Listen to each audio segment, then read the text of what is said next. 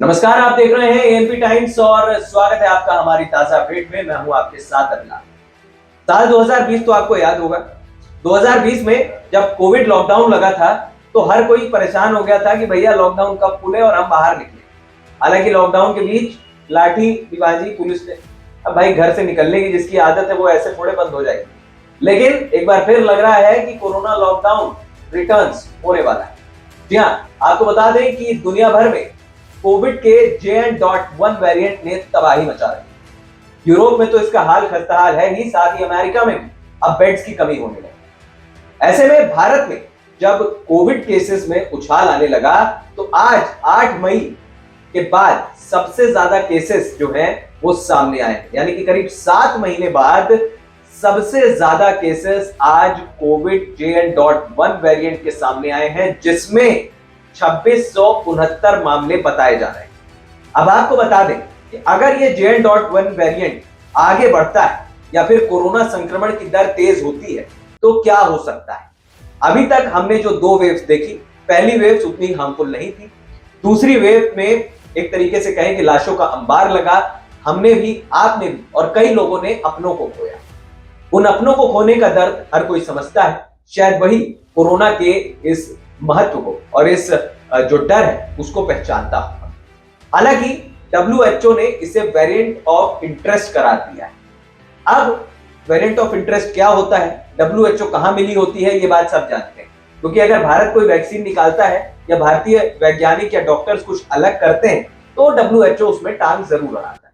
हालांकि भारत के लिए अच्छी खबर यह है, या फिर दुनिया भर के लिए अच्छी खबर यह है कि JN.1 वेरिएंट का जो डेथ रेट है वो काफी कम, लेकिन डेथ तो डेथ है।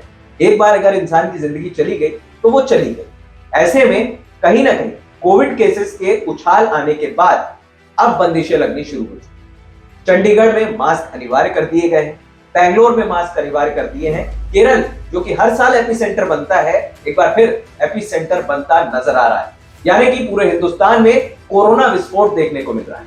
अगर वैज्ञानिकों की माने तो आने वाली 10 जनवरी तक करीब करीब पर डे 70 से 75 हजार केसेस लगातार आने शुरू हो जाएंगे।